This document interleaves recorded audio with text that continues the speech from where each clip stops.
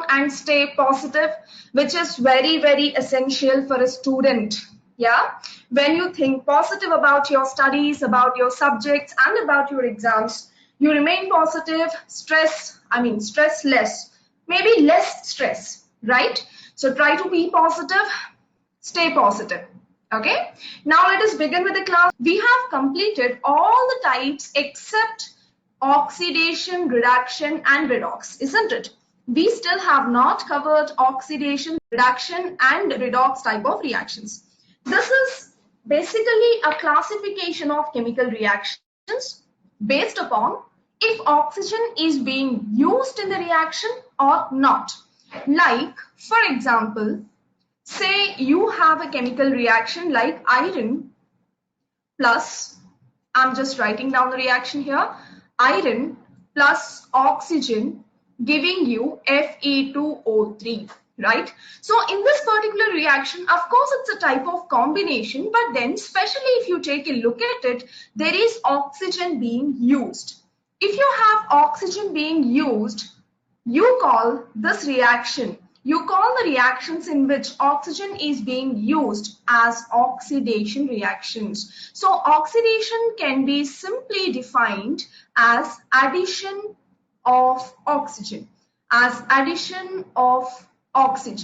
In a reaction, if you find addition of oxygen, you call it as oxidation reaction. An example of oxidation reaction is as shown on the screen, that is Fe plus O2 gives Fe2O3. In the same way, if you are adding oxygen to any reactant, you call it as oxidation reaction. Now, what is reduction? Literally, oxidation and reduction both are opposites of each other. Oxidation and reduction are opposites of each other. So if addition is happening in oxidation, removal of oxygen will happen in reduction. Removal of oxygen will happen in reduction, right? So oxidation is a type of chemical reaction where addition of oxygen happens. A reduction is a type of chemical reaction where removal of oxygen happens. For example, take a look at this. You have HgO, mercuric oxide. If you take mercuric oxide and heat it till certain temperature, it divides into Hg and O. And if this equation is balanced equation, 2Hg and O2. That means in this particular reaction, what is happening? We are removing oxygen from mercury, right? And such reactions are called as reduction reactions, right guys? So oxidation is a process in which oxygen is added. Reduction is a process in which oxygen is removed. Yes? Now what is meant by the third type of reaction? Redox. If you observe the name, it has two terms, redox. It's a combination of reduction and oxidation.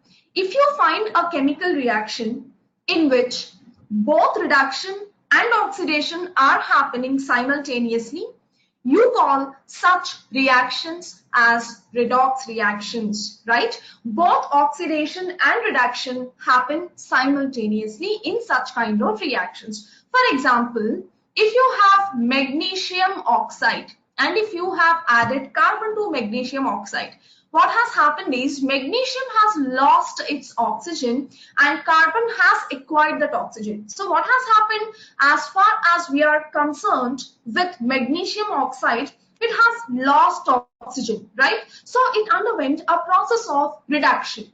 But look at carbon. Carbon has acquired oxygen. That means it has underwent oxidation. Here is a reaction in which both oxidation and reduction are happening simultaneously, and such kind of reactions are termed as redox reactions. So guys, we are talking about types of chemical reactions based on oxygen. If oxygen is added, what do we call it as? Can you answer? If oxygen is added, we call such reactions as? Oxidations. Good. And if oxygen is removed, we call such reactions as? We call them as reductions. Good. And what if both are happening simultaneously? What if you have both oxidation and reduction happening simultaneously? You call them as redox reactions. Good. There are three types of reactions based on addition of oxygen. One is oxidation, second one is reduction, and third one is redox. I hope you're clear. Is there anyone who did not understand this? You can please ask me your question. Yeah? And if you have understood, let us go ahead. Right, people? Now, we have spoken about oxidation, reduction, and redox type of reaction. Now, let me tell you some lively examples of oxidation. We find oxidation around us. Maybe in the food that we eat, maybe in the objects which are present around us, the elements which are there around us, right? Now, let us take a look at such important oxidation reactions which are happening around us. The first one is corrosion. What is meant by the term corrosion? Corrosion is nothing but reaction of a metal with oxygen. The reaction of a metal with oxygen is called as corrosion. And what happens in this corrosion? Any metal that you take tends to react with oxygen. Any metal? Is the statement correct? No, not any metal. A few metals only can react with oxygen. I hope you all remember activity series. Do you all remember activity series? Do you? We learned it in displacement reactions, right? What was the activity series? It was potassium, very reactive, then sodium. What is after sodium? Calcium, magnesium, and then good. After magnesium, aluminium, good. And then after aluminium, zinc, iron, stannum, lead, correct? And hydrogen acts as a standard. And after hydrogen, there comes copper, mercury, gold, platinum, and all that. Now, if you take a look at this activity series, this can be divided into three parts. The first elements of this activity series are referred as highly active elements, highly reactive elements. And these first few elements can react with oxygen readily. Not aluminium, but till magnesium, readily it can react. Of course, aluminium also can react, but the speed of reaction goes on decreasing as you move away from potassium. Now coming to zinc, iron, stannum, lead, these all are moderately reacting elements. And these moderately reacting elements also do react with oxygen, but then the speed of the reaction is very slow. And coming to the other elements, hydrogen is standard, so ignore about it. And copper, mercury, gold, platinum, silver, these elements are slowly reacting. Now, the oxidation in the first elements is very, very high, which happens all of a sudden, which happens spontaneously. Coming to this moderately reactive elements, yes, we are talking about the oxidation of this moderately reactive elements. Now, you have some images on the screen, isn't it? Have you ever noticed these images around you? Have you ever noticed the very first image? What is happening in the first image? It is, yes, very good. You all have seen it. Many of you have seen it. What is it? It is rusted. Okay, it is rusted. What about the second image? What has happened in second image? That also have rusted. Third one, yes, again rusted. Fourth one is also rusted. So these all images are showing the process of rusting. Rusting is nothing but corrosion, right? Reaction of metal with oxygen as a slow process is called as corrosion. Now, observe the color of the rust in all these four images. In the very first one, it is dull green, right?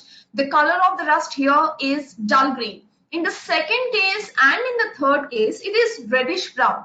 And sorry, in second and fourth case. Coming to this third case, the color of the rust is grayish black. So these all metals are rusting. But then what is happening to their color? The color of the rust is different. Why is the color of the rust is different?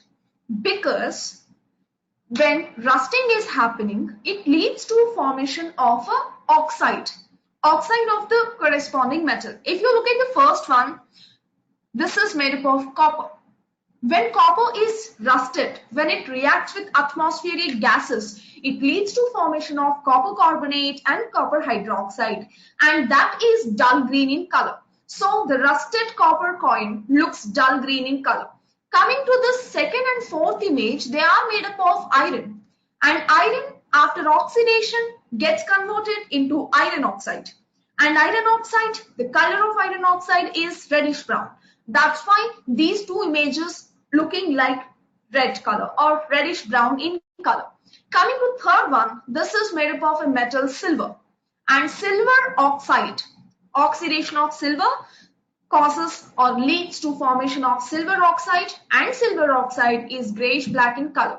So the rust, the color of the rust depends upon the chemical formula of the rust. All right guys, it's very important to remember these three colors at least, right? And this is about rusting or corrosion. But then what are the consequences of this rusting? For example, if you have iron when it is rusted leads to formation of, let's not go to that slide now only, let me finish with this, then let's go to other slide. So iron, when it is oxidized in presence of moisture, leads to formation of Fe2O3XH2O. Look at this, the chemical formula of iron has been completely changed. It is no more iron. As it is no more iron, it does not have any physical properties that iron has. It is not strong. It does not have tensile strength. It does not have ductility, malleability. No, it does not have any of the properties that iron has. And because of this, because it has lost its original useful properties, rust is useless to us. And when iron which is being used in constructions, bridges, and many more gets rusted, of course, do you think it is useful, rusting of iron which is being used in constructions? Yeah, constructions, buildings, bridges, whatever. It is not useful because iron has lost its strength, isn't it? And if a bridge, iron present in a bridge has lost its strength, what happens? It collapses, isn't it? It gives you a loss of money, loss of lives and all that. So we need to prevent rusting. And how do we prevent rusting? What are the ways that we can prevent rusting? Can anyone tell me what are the ways that we can prevent rusting? I don't think this is the first time we are talking about this topic. You already have learned about it in metals and non-metals. Am I correct? And in class 7 CBSE also, yes, galvanization, greasing, painting, oiling, lubricating. Good. Right. Is there any other method by name tinning? Is there a method by name tinning? Yes, there is a method by name tinning also. What is the main motto behind using all these methods? The main motto behind all these methods is stopping the exposure of iron. Atmospheric gases. It requires water or moisture, and it requires atmosphere first of all. If you can avoid or cut off one among these two, yes, it is enough. So in order to do that, we use the following methods as prevention methods of rusting, of which one is oiling or greasing. Just apply oil or grease, because through oil or grease, moisture cannot reach the surface of iron. Yeah. Now, coat the surface of iron or iron articles with multiple layers of paint. Like, cars are painted, generally vehicles are painted. Yeah.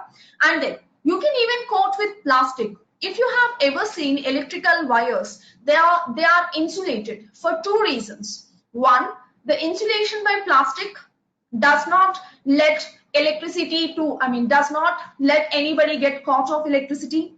And the second reason is it will avoid rusting of the copper wires. And thirdly, galvanize with zinc. What is meant by the term galvanization? Galvanization is a process where we apply a layer of zinc over surface of a rusting or corroding metal. Then alloy. What is meant by alloy? What is alloy? Alloy is, can I see you answering? What is alloy? Alloy is mixture of metals. Okay, good. It could be mixture of metals and mixture of non-metals and metals also. So an alloy may consist of proper proportions of metals and non-metals together. And when this mixture has been made, the original metal is less prone to get rusted.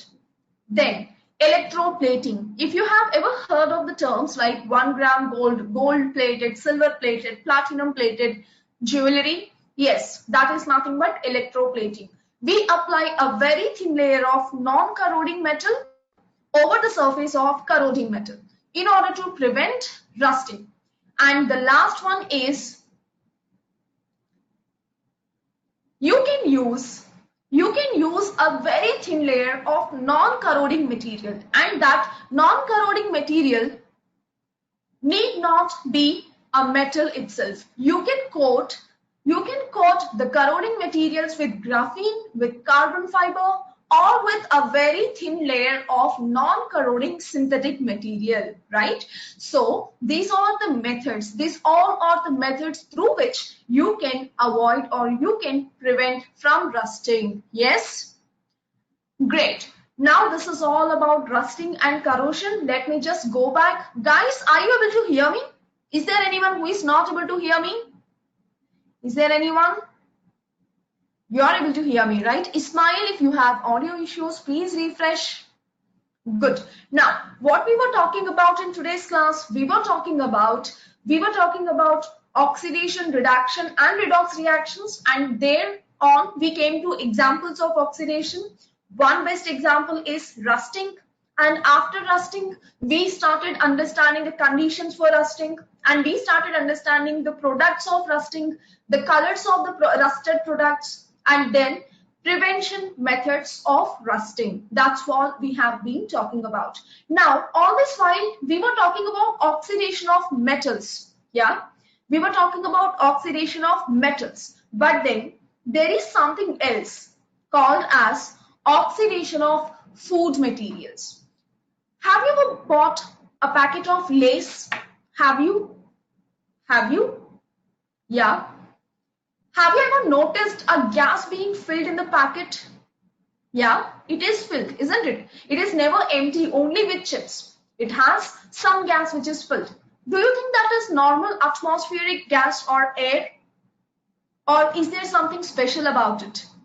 Yes, very good. As many of you have rightly said, it does contain nitrogen. Why? Because not only metals, even food materials, the oils, fats which are present in the food that we eat also can get oxidized. But remember, oxidation of food is not called as rusting. Then what is it called as? What is it called as? Good. It is called as rancidity. So, rancidity is nothing but oxidation of oils, fats, glycerol or fatty acids present in the food that we eat. What happens if you let this oxidation happen? If you let this oxidation happen, it leads to spoiling of food. All the oil, fat containing food is prone to get oxidized. That's why it has to be preserved in absence of oxygen. And that is why the chips packets, chips are fried or baked in oil, right, with the help of oil. So these all chips packets are packed with nitrogen. Nitrogen is also called as azote. Initially, when it was discovered, the original name of nitrogen was azote. Azote in Latin means inactive. So nitrogen is inactive. It generally does not react with anything at room temperature. Now, because the packets of the food are filled with nitrogen and nitrogen does not react with oils and fats present in the food, it can preserve them for a pretty longer time, right? That is one method. And second method is adding antioxidants. What is antioxidants? Look at this term. It is anti plus oxidant. Something which can act against oxidation is called as antioxidant. And antioxidants will prevent from getting oxidized. What are examples of antioxidants? There are two major examples which every one of class 10 CBSE should keep in mind. One is BHA. Full form of BHA is butylated hydroxyanisole. And second one is BHT. Full form is butylated hydroxytoluene. Only one group is different in both of this. In first one it is anisole, second one it is toluene, right? And these two are examples of antioxidants. This question is frequently found question in board exams, in internal exams, and in test papers also. So please keep it in mind. Antioxidants are the ones which act against oxidation, which will prevent oxidation and rancidity of food materials. And these antioxidants are added to certain foods to slow down or to prevent oxidative reaction. And examples of such antioxidants are BHA and BHT. These are what? These are examples. All right. And what are the full forms of this BHA and BHT? BHA is butylated hydroxyanisole. Butylated hydroxyanisole, BHA. And BHT is butylated hydroxytoluene. These two are examples of antioxidants. And why are antioxidants added? To slow down or to reduce the process of oxidation of oils and fats. To reduce the process of rancidity, we use these antioxidants. I hope I'm clear now. Yes?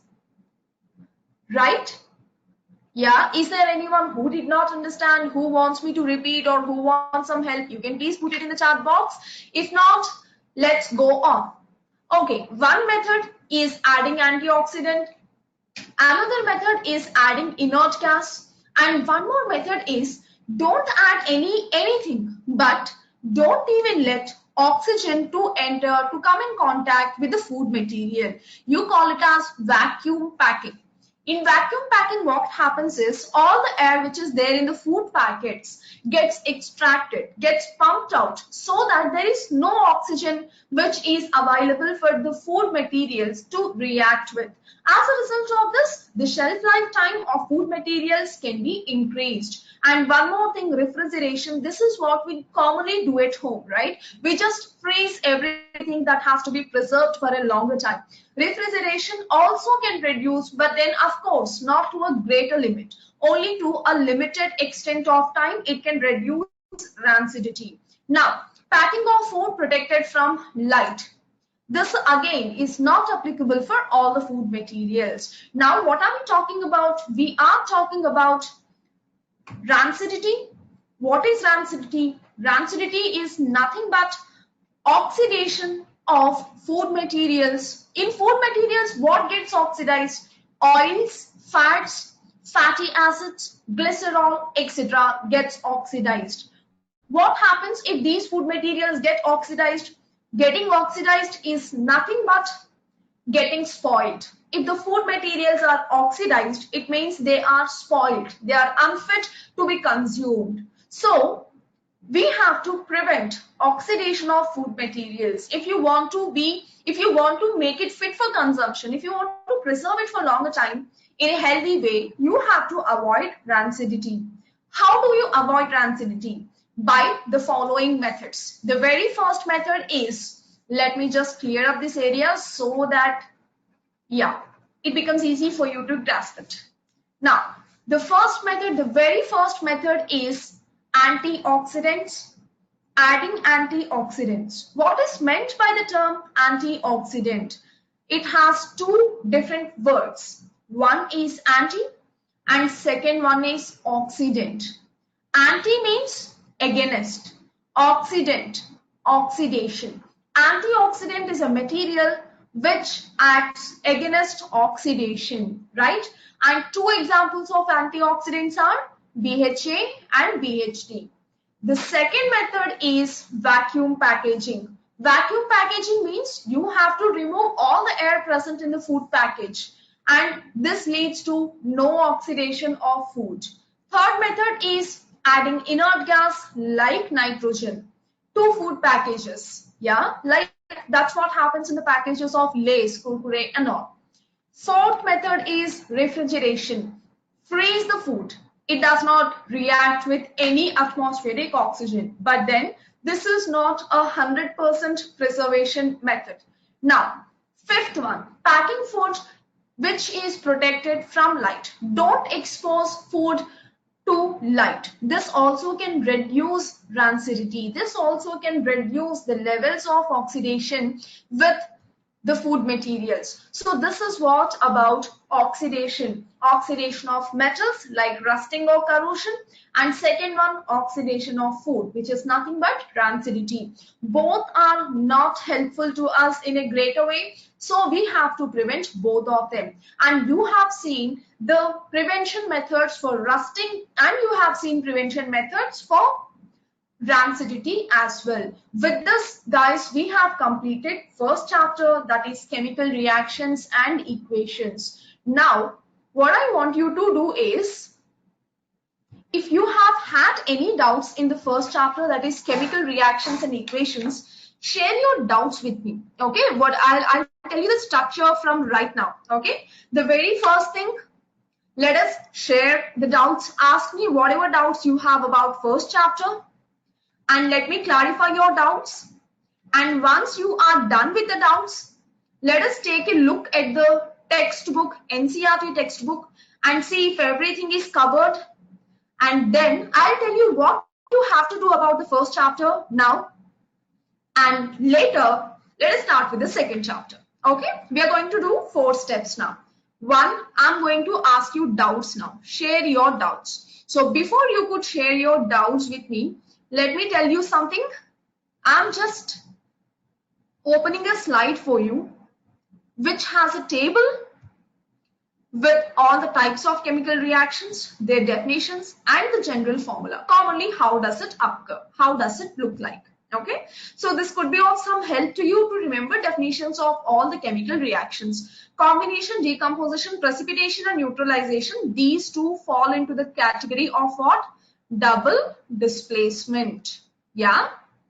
Combustion, displacement is nothing but single displacement. Okay, right. So in this chapter of chemical reactions and equations, what have we covered? What have we covered is, we have spoken about the difference between chemical reaction and chemical equation, and we learned a lot about balancing, and we practiced also.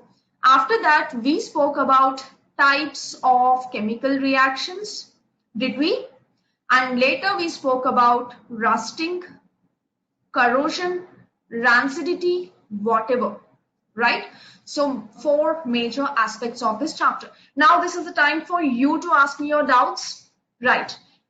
Let me take a look at the chat box. People, if you have already posted your doubts, yeah, you have to please repost it for me.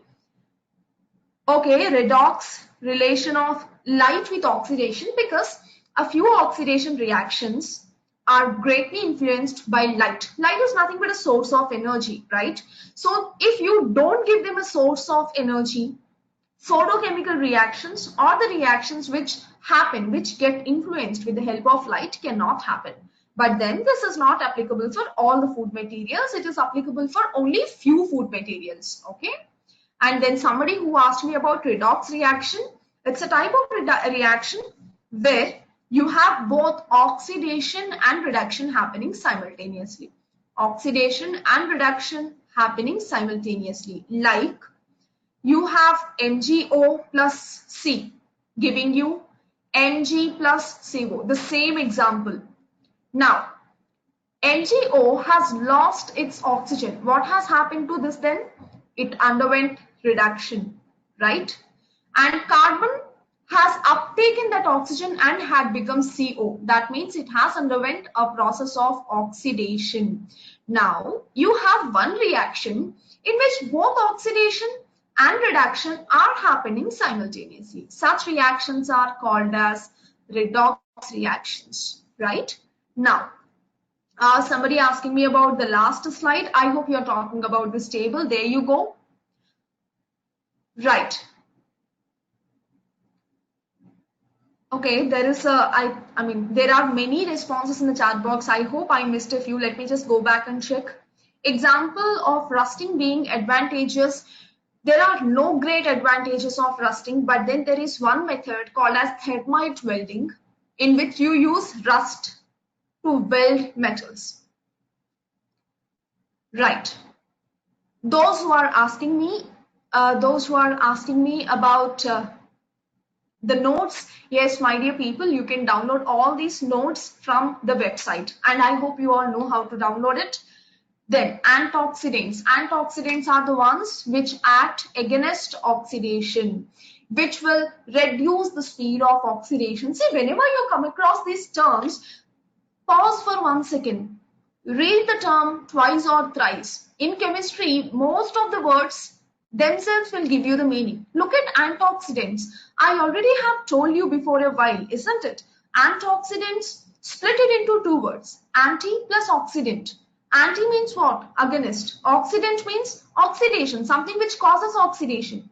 Antioxidant means something which acts against oxidation, which reduces the speed of oxidation, right? Remember, people, always, to learn something, to excel something, you should have your initiation, right? First, you should try understanding from the word. You should put your initiation and then take help from others, right? So whenever you don't understand something, pause for a second, focus on it, read through it thoroughly. Then you'll get an idea. If you don't get an idea, I'm always there to give you an idea. Don't worry. Next, last slide. Yes, I think the last slide is already open. I'm so sorry for that. Now, great. Reducing agent, oxidizing agent, substance oxidized, substance reduced. Sneha, I don't think so. That falls into the syllabus. And if you still need information about it, please contact me through WhatsApp. Right. Assignment. Those who are talking about assignment, if you have uploaded it, don't get panic about your assignments. All your assignments will be evaluated and sent to you back in due time. So stop worrying about all those stuff, right? Correct. And Rohan, rancidity, as told, oxidation of food materials is called as rancidity, and we have been discussing about rancidity for a pretty long time, and I believe this is the time that we move on. Is there any other doubt other than what I addressed? If I have missed addressing your doubt, please repost it. Yes, Jubin, moisture and oxygen, or moisture and atmosphere, is essential for rusting to happen. Without moisture, without atmosphere, rusting cannot happen. Why should nitrogen be added? Instead, it's not inert gas, first of all. It is inactive gas. And secondly, nitrogen is something which is readily available and non-toxic. So when we are adding gas to food packages, we need to ensure that it is non-toxic, it does not harm the food and harm human beings through that, and it does not react. It is cheaply available. So all these factors are compensated by nitrogen. Then only it is being filled, yeah, and there is no other gas. If you take chlorine, it's not inactive, first of all. Inert gases, no, inert gases cannot be used. First reason, they are not available, they are traces, and second reason, they are toxic sometimes, yeah. Yes. Then any other doubt? Right, moisture is important. I think, Harshit, you are asking something out of the box. Don't you think so? Okay, meanwhile, Sneha, you were asking me why is moisture important for rusting. Take a look at this equation. The chemical formula of rust of iron is Fe2O3.XH2O.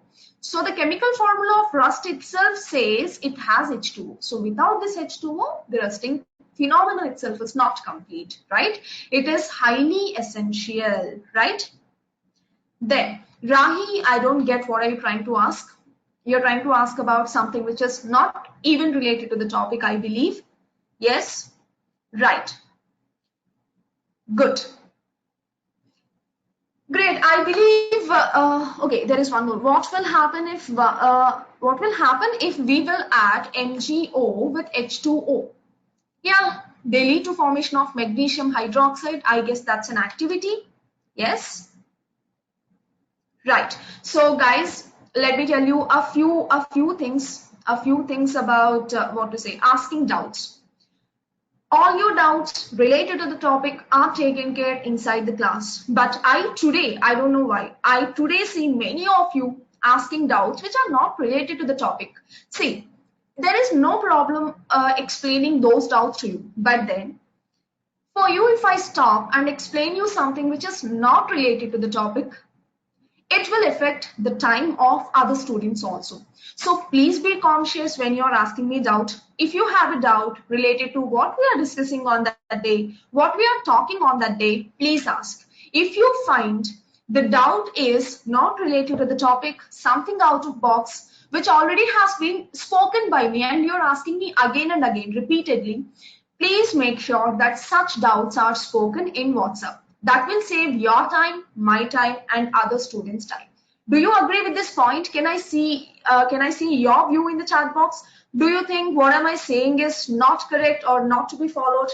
Yeah, because I have seen many students who are really enthusiastic to know multiple things about this topic. But then, guys, please understand we are in a group class, and if we start talking about that, our track will get diverted and we'll go to some other topic, which I don't want to happen, especially. Yeah. So all your doubts, whichever you have asked about out of the topic, please ask me the same doubts in the WhatsApp. I would love to clarify, right? Yes. And Swaru, rancidity definition, I think you're posting it for more than necessary time. And I already have answered your question. Rancidity can be defined as a process in which oils or fats get oxidized. I hope this is clear now. Right, people? X means, yeah, that's a very good question. X in the formula of rusting means number of water molecules. It could vary based upon the availability of water. X could be 1 or 2 or 3 or 4, whatever. Yes? Who asked me this question? Vaishnavi. I hope this is clear.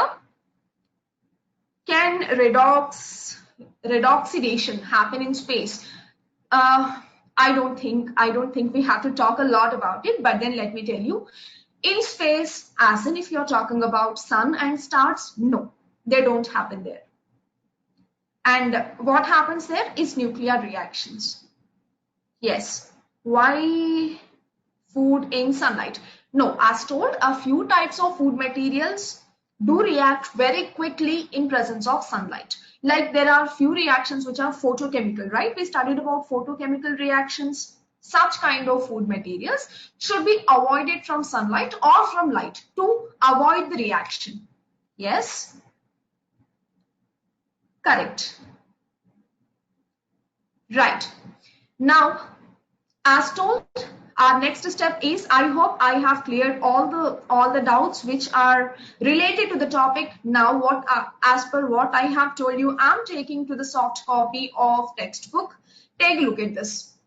This is what we have been doing all these days, chemical reactions and equations. Guys, do you see the textbook?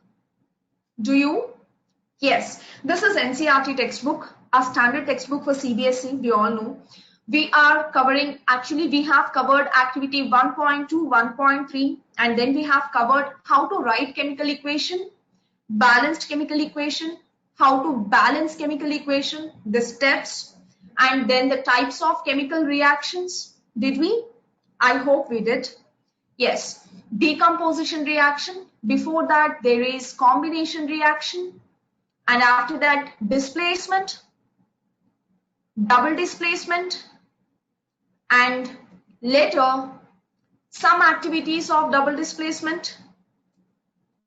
After that, oxidation and reduction, where oxidation is a reaction in which oxygen is added and reduction is a reaction in which oxygen is removed. We studied about redox reactions also. We defined redox reactions, and then we spoke about corrosion and rancidity. Yes, so that's all is there in the entire chapter. Correct? Now, what you have to do is, we have covered all the content, but then if you want to be really thorough with the chapter, if you want to be really good with the flow of chapter, the very first thing that you should be doing is read the textbook. Yeah, you might have read through the reference books or whatever, but then reading NCERT makes you knowledgeable in a different way. So now, as we are done with first chapter, you have to do a reading. You have to give a reading of this NCERT. Okay. So first, read NCERT. And after reading NCERT, what you have to do is, you have seen some questions in between the textbook, right? In text questions. And then at the end, you have some exercise questions, correct? Solve in text questions and exercise questions. Don't copy the answers. These days, you have solutions for everything. But then, after you study the topic, after you study the chapter, try to read through the topic thoroughly and then try to answer in-text questions and exercise questions by your own. After that, check your answers. Of course, when you're trying to solve itself, you will find your capability to answer those questions. Sometimes you may find a few questions easy, a few questions very, very difficult. Don't worry if you go wrong, if you're not able to do it. Go back to the topic, revise. And you have a doubt, WhatsApp me. Okay? Right? These three things you have to be doing before you come to the next class. Now, as we are done with the entire chapter, you have to complete assignment 2 also if you have not done so far. And after completing assignment 2, take test. So this is the stuff that you will be completing before next class. You still have 1 week of time. I don't think it's a heavy work. Is this the heavy work? No, right? That's great. That's the spirit. So do these things. Remember something, you need to be systematic in your study from day 1 of your class 9 or class 10 CBSE, both class 9 or class 10. If you're not systematic, people, at the end, it's going to be a burden for you and you will not get benefited out of it. So do these all things. That's all about chapter 1. Now, let me give a pause. We have spoken a lot about chemistry. Let me give a pause. And let me take a look at the chat box and ask you some questions. Question number 1. I have seen many people who have reposted the questions again and again.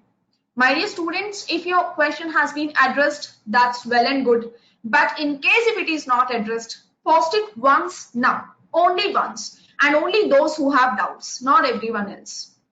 Who has a doubt? Post your question only once. Yeah? I don't see anyone. Yes. Okay. Refrigeration can reduce oxidation because when you're refrigerating, when you're freezing, see the temperature, you increase temperature or you decrease temperature, the speed of any reaction gets affected. If you increase temperature, the speed of reaction increases. If you decrease temperature, the speed of reaction decreases.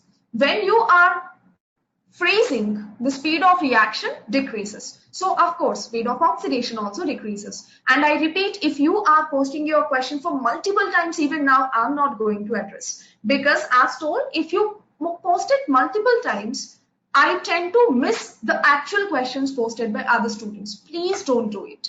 Only once. Yeah. Aditya, I hope your doubt is clear. Is this what you asked me? Aditya, can I see your response, my dear?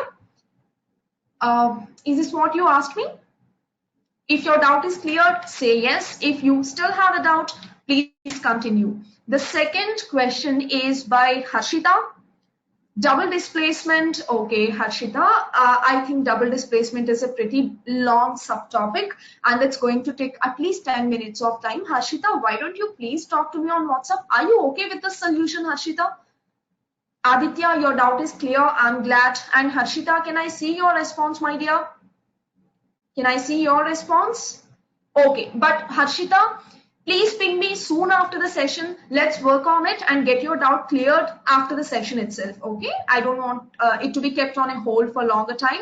Then the next question is Yashika. Rest of you, if you don't have a doubt, my dear students, if you don't have a doubt, you can just be recalling and revising what we have done so far. Yashika says chips, okay, like whatever, and have any search inert gas. How does that chips? Because they don't have an inert gas and they don't have any gas. They don't have oxygen also. The only problem is with oxygen, right? Not with other gases. So if they don't have oxygen, they don't react. So such chips which are not filled with any inactive gas would be filled with no oxygen. Yashika, if your doubt is clear, please respond. And Devendra, oxidation is a process where oxygen is added, and reduction is a process where oxygen is removed. Both are opposites of each other. And then, can we say combustion also exothermic? Yes, we can say combustion to be exothermic. In what form do we get BHA and BHT? First of all, they are synthesized in laboratory, Harshit. They are made in lab. They are synthesized in lab. And they can be converted into liquid state and sprayed. And they can be turned into powder state and added to the composition of the food. Then, the next question is by Anishka. Anishka, okay. Balancing equation, why don't we write Fe3? We write Fe because when we are balancing equation, we are allowed to change only coefficient. If you write Fe3, that 3 is in subscript, right? I can use my pen. Why am I just... Yes, see, if you are writing Fe3, 3 is in subscript. This is against the rules of balancing. You can write it as 3Fe. This is according to the rules. You remember while balancing chemical equations, we have some rules and some steps, right? So according to rules of balancing, you cannot change anything except coefficient. That's why. Then, facing problem. Vibhuti, are you still facing problem with the audio and video? Yes. How can we prevent rancidity by protecting package? I think I already answered this question. Can you share the test again? Harshita, definitely. I'll share the test again. I'll just note it down. But anyways, at the end of today's session, also remind me if it skips out of my mind. Yes. Some examples where temperature is decreased and reaction speed increases. There are very less examples, and those examples are not according to the syllabus of 10 CBSE. So never mind about it. Right. Great. Assignment 2 and chapter summary and test. Yes, I'll make sure it all gets shared and uploaded respectively. Yeah. Now, so I hope guys I addressed all your doubts which are related to the topic. If I missed anything, if I did not address any of your doubt, please post it once. Please post it once. If I have not addressed your doubt, please post it once. Why is respiration exothermic? Because due to respiration, the food molecules gets broken down and they release energy. That's why respiration is exothermic. Yeah. I don't see any other doubts coming up. Yes. Right. Now, role of salt in rusting. I think Vaishnavi, we are again going out of track. Swaroop, equation of oxidation. Oh my God, Swaroop, we have seen many equations of oxidation, right? C plus O2 gives CO2. The next chapter is acids, bases, and salts. All these days, in class 9, in class 8, and all that, we have been talking about classification of matter into what and what? Into physical states of matter, solid, liquid, gas, plasma, Bose-Einstein, condensate. Chemically pure substances, impure substances. That's it. Yeah. But for the first time, we are studying about classification of matter based on its chemical properties. Elements and compounds. Elements and compounds both are considered to be pure substances, isn't it? They are considered to be what? They are considered to be pure substances. What is meant by the term pure substance? Pure substance is something which has similar type of molecules. Similar type of molecules, remember, not atoms. And these pure substances can be classified into two types, of which the very first one is acid and the second one is base. If you are worried, what is the third one then? What is salt? Salt is a product of acid-base reaction. If you have an acid combined with base, they react with each other to give salt. Of course, along with salt, you will get water. Now, what do you call this reaction as? We have studied about this reaction. What do you call this reaction of acid and base? Can you tell me The name of this reaction, very good. The name of this reaction is neutralization. Acid and base neutralize with each other to form salt and water. So the third type of substance, that is salt, is the product of acid-base reaction. When these two react with each other, you get salt. And the second chapter in class 10 CBSE is about acids, bases, and salts. Okay? Acids, bases, and salts. Right. What are we going to study about in this chapter? We'll study about a few points. I'll list out those points here. We'll study all about acids. I think this green is not visible. We'll study all about acids. All about acid. We study properties of acids. We study uses of acids. And then about bases.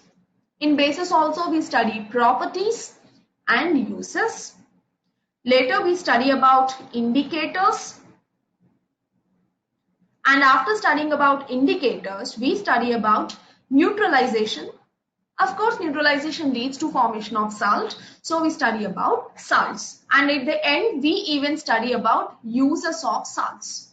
Okay, right? So this is the content list of this particular chapter. We talk about acids, bases, indicators, and salts. When I said properties, properties include two types of properties. One is physical properties and the other one is chemical properties.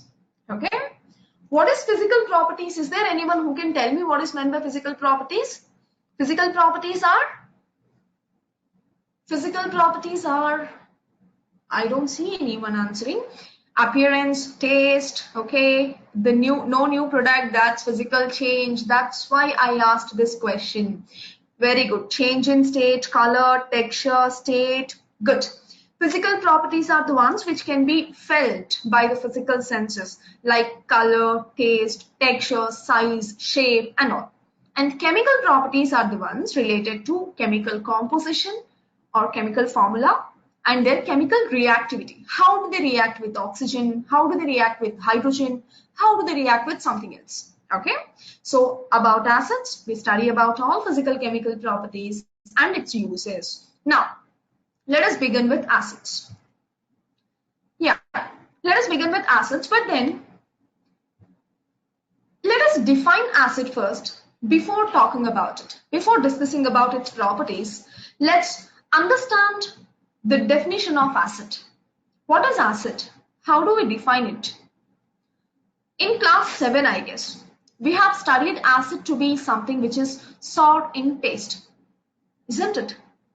And in the same class, we have studied about base as something which is bitter by taste.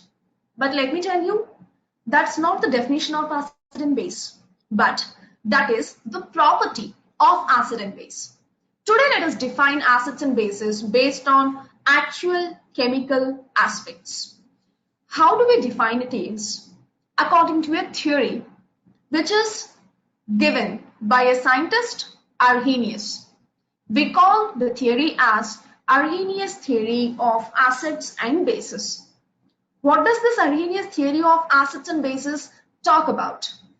It actually defines acid and base based upon its chemical composition. How? According to Arrhenius theory, acid is something which has H+. How do you identify if it has H+? Simple. Take an acid, add it to water and observe. Observe the ions that are formed.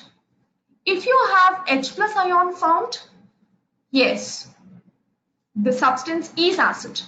If you have OH- ion formed, the substance is base, right? Now, what if you don't have either H+ or OH-? Then you're dealing with salt, my dear. So, according to Arrhenius theory, acid is a substance which can release H+ ions when dissolved into water. For example, we commonly have heard that HCl is an acid, H2SO4 is an acid. Let us actually apply this theory to those examples now. You have HCl, okay? I have added HCl to water, okay? What has happened? HCl dissociates, breaks down into ions. How? H plus and Cl minus. And anything that has H plus according to Arrhenius theory is considered as acid. So, HCl is acid because it is able to produce H plus ions, right? Now in the same way, let's take one more example. NaOH. If I add it to water, NaOH breaks down into Na plus and OH minus. Yes, there is OH minus being produced. And according to Arrhenius theory, if you have OH minus being produced, what do you call the substance as? You have to call it as base. So NaOH is an example of base.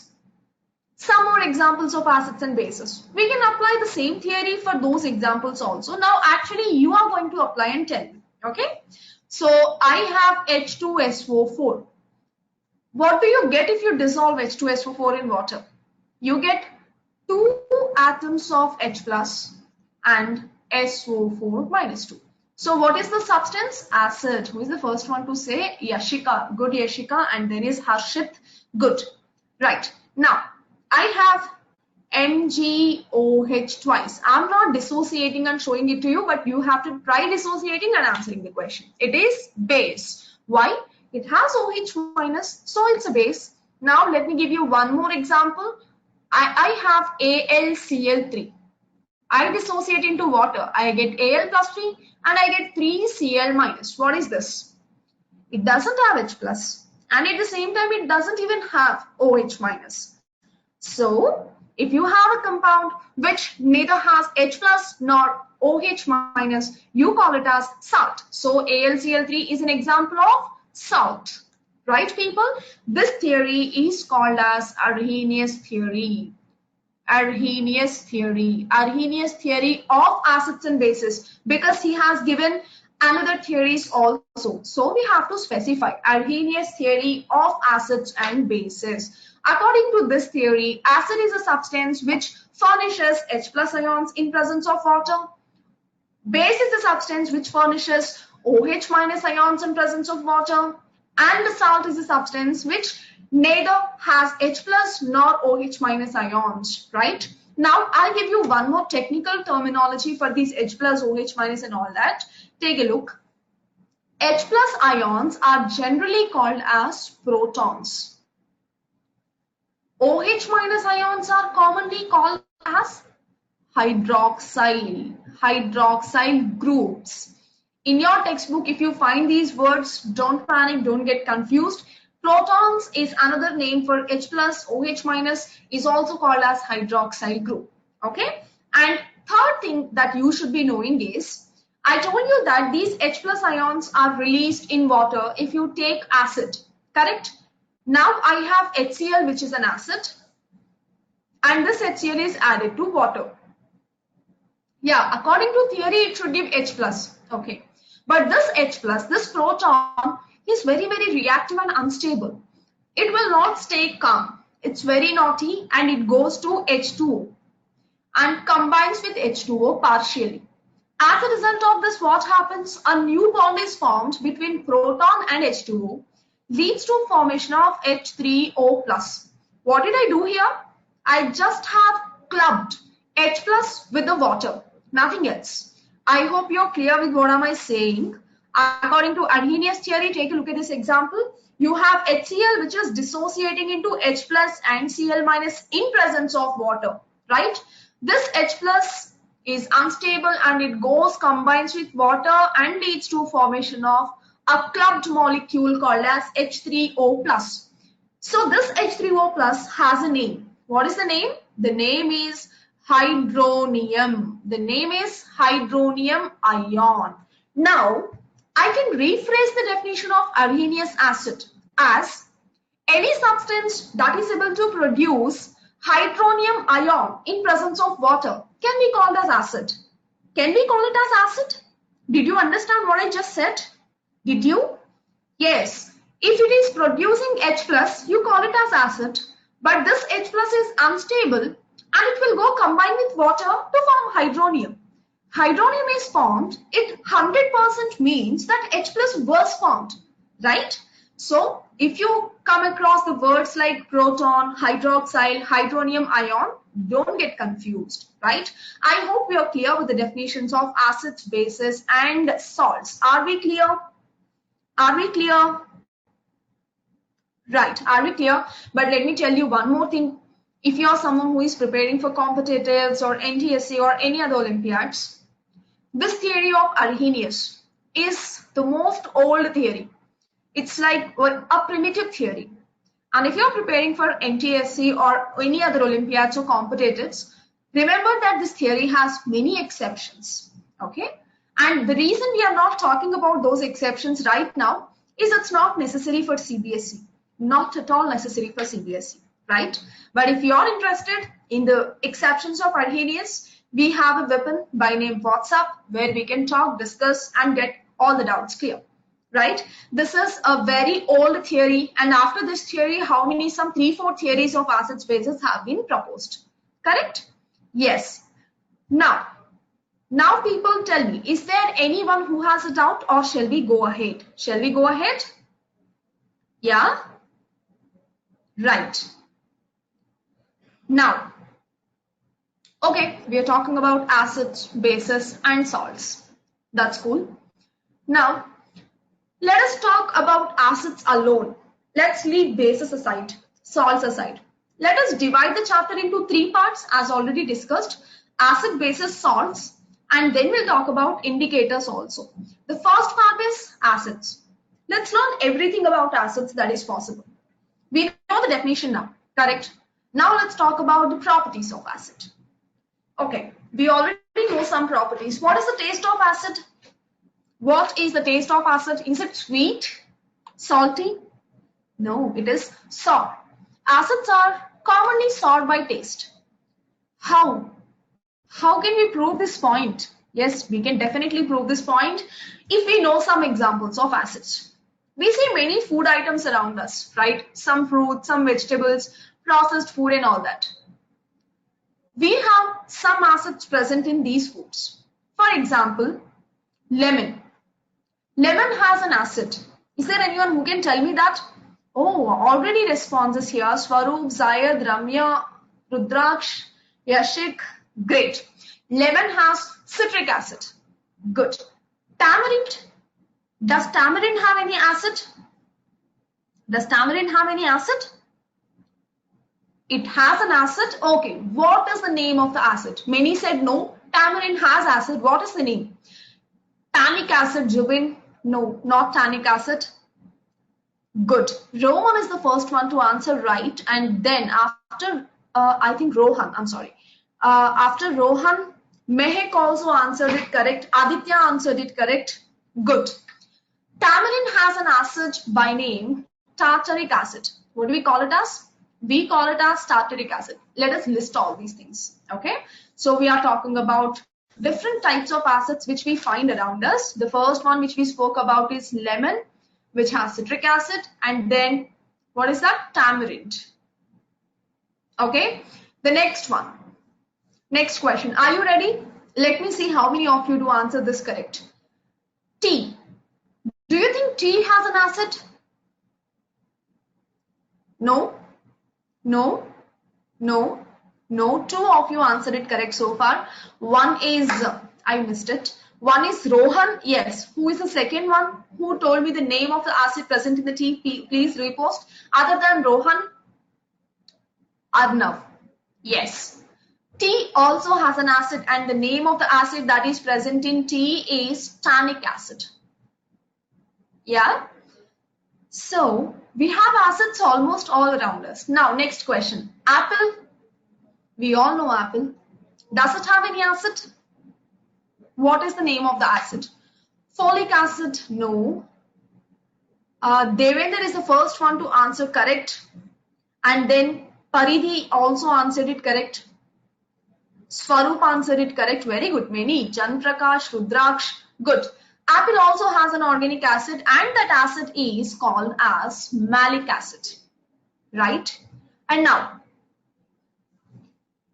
this is a common question which is related to biology as well. Try to answer. What is the common name of vitamin C? I just have written it wrong via spelling. Okay. What is the common name of vitamin C? Vitamin C, not citric acid. Not citric acid.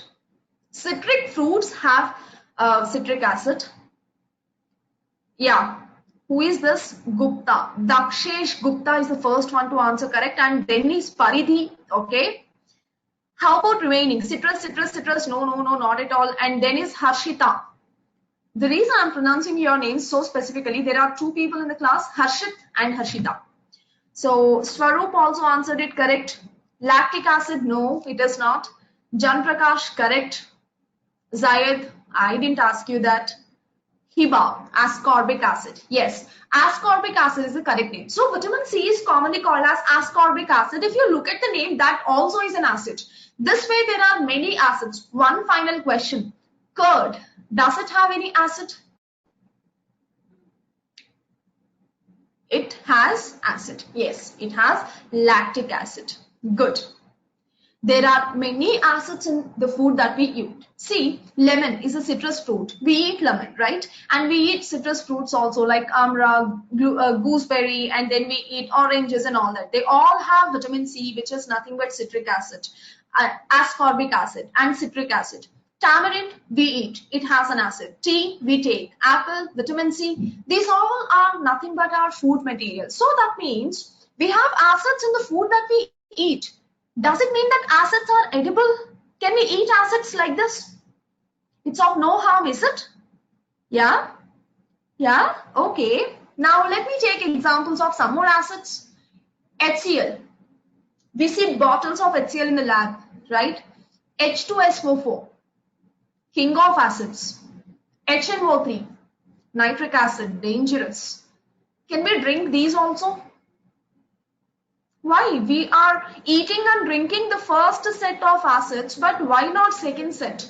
Why is this partiality? Because, okay, Jubin, dilute and concentrated. So if you have a dilute HCl, dilute H2SO4 and dilute HNO3, can we drink it? Can we? No, we cannot, because there are two different types of acids. All the acids that we have around us do not belong to the same type. They are classified based on what? Based on their origin, they are classified into two types. The first one is organic acid. The second one is mineral acid or inorganic acid. What is organic and inorganic? Organic is anything which is obtained from living beings. How many living beings do we have? We have only two types, right? One is plants and second one is animals. If you have extracted acids from either plants or animals, you call them as organic acids. The examples which we discussed in the first set, citric acid, malic acid, tartaric acid, tannic acid, lactic acid, these all stand as an example of organic acid. Because see, citric acid is taken from lemon, orange, citrus fruits. Tartaric acid, tamarind, grapes. Lactic acid, milk or curd or milk products, correct? So they are obtained. They are obtained from where? They are obtained from organic sources, either plants or animals. So these organic acids are commonly weak. They are very, very, very mild. They don't harm us. In fact, they are one important part of our diet. Like see, you might have studied in biology. Deficiency of vitamin C. What does it cause? What is the consequence of deficiency of vitamin C? Can I see the answer? It causes scurvy. Yeah, bleeding gums, right? Correct. And, okay, other than that, what if you don't have citric acid in your food? Of course, citric acid directly or indirectly is related to vitamin C. Again, it causes a deficiency disorder, correct? In this way, folic acid.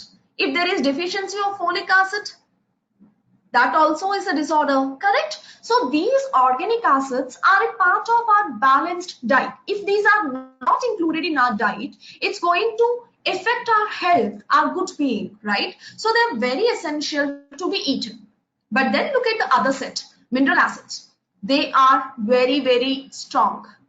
And first important point that you should remember is mineral acids are commonly lab synthesized. We make them in lab. They're not naturally found except HCl, which is there in the stomach. It is strong, but then let me tell you, in stomach, very, very less quantities of HCl is secreted. Very less quantity that it does not affect our stomach easily. But then if you have a habit of skipping your meal, skipping your breakfast, not eating food on time, irregular diet, etc., etc., it may affect the intestinal tissues. First of all, the epithelial cells which are present in the digestive sac. If you have skipped your food for 2 days, you will find some burning or irritating sensation in your stomach. Don't you? Have you ever skipped your food for a longer time? Yeah, you'll find it, right? That's because of digestive juices. Digestive juices are acids by nature. It's a mixture of pepsin, trypsin, HCl and all. And those digestive juices will start acting on the cells of your inner lining of digestive tract if you don't eat food. So don't skip food. It is very unhealthy, right? Now these lab-made acids, inorganic acids are very strong, very powerful. Eating is a part. We can't even touch them with our bare hands. They just dehydrate the cells. They just kill the cells, right? They just extract all the water immediately and they denaturate the cells, right? So we should be very, very careful while dealing with these mineral acids. And examples of mineral acids are H2SO4 is also called as oil of vitriol. Remember this name, oil of vitriol. It has an oily look. And hydrochloric acid, nitric acid, of course we can take some more phosphoric acid, H3PO4 and all. Okay, so we have two types of acids based on what? We have two types of acids based on their origin. From where are they obtained? If they are obtained from plants or animals, we call them as organic acids. And if they are obtained from lab, they are synthesized in lab, we call them as inorganic acids or mineral acids. Right, guys? So that's about acids, classification, and examples. Of course, there are many examples which we have not done and which we will be doing going ahead in the class. Okay? Now, before we could talk about anything further, anything ahead, let me take a pause and let me ask you if you have a doubt. Is there anyone who has a doubt? And remember, you are asking me a doubt. Please ask me out of what we discussed. Don't ask me the doubt which we still have not spoken about. Like, don't ask me doubts from bases, salts, indicators, and all that. Okay, please calm down. Out of whatever we have studied so far, ask me those doubts, right? What happens if organic acids are, nothing will happen. Organic acids are harmless. You can eat them. But then, if you are skipping your food and consuming a lot of organic acids, it may lead to acidity in stomach, the burning sensation in the food pipe and all that. Only 8 minutes left. Yeah, I'm noting the time. Don't worry. Right. I think pepsin, trypsin, biology teacher will be the right one to talk about it. But anyway, since you asked, it's a part of our digestive juice, which is helpful in digestion of food. Yeah, acetic acid is one more example of organic acid which is present in vinegar. Right. What is oil of vitriol? I think I have written it on the screen. H2SO4 is also called as oil of vitriol. Right, people? Any other doubt that I missed? Any other doubt if I have missed? You can please repost the doubt without minding. And if you don't have a doubt, yes. How to prepare acid? There are many ways that acids can be synthesized, and as I told, this is something which is not related to our topic, my dear. It doesn't fall into our syllabus. Please talk to me on WhatsApp about it. I'll give you full information. Yeah?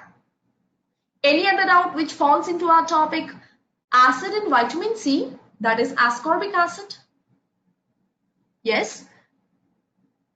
Okay, if my webcam is turned off, don't worry. If the screen is also frozen, don't worry. It gets auto-resumed. There was a internet disconnectivity for a few seconds. Okay? Right. Now, Poonam, was that a typo? I don't drink tea. Okay, if you don't drink tea, it's not a sin. It's up to you. Now, guys, that we know about acids, take a look at this page. This page also shows you some sources of acids. One, apple malic acid and formic acid. You know what? Ant contains the head of the ant, the sting of the ant contains formic acid. You know what? In Latin, the term forma means ant. And from that term, formic acid is being derived. Pharma is ant. The acid which is present in the head of the ant is called as formic acid. Common name. Then lactic acid present in milk and curd. Grapes contain tartaric acid. Tomato contains oxalic acid. And grapes along with tartaric acid, they also contain oxalic acid. Okay. Lemon contains citric acid. Vinegar contains acetic acid. These are some sources of organic acids along with the name. It's very important that you know the name of the acid and the source of the acid. Yeah, there might be some questions in your board exams as well which are related to the name of the acid and source of the acid. So try to table it and try to start remembering it. Right, people? Yeah, so that is about acids. Now, how much time are we having? Can we start with new subtopic? Can we go with something else? Okay,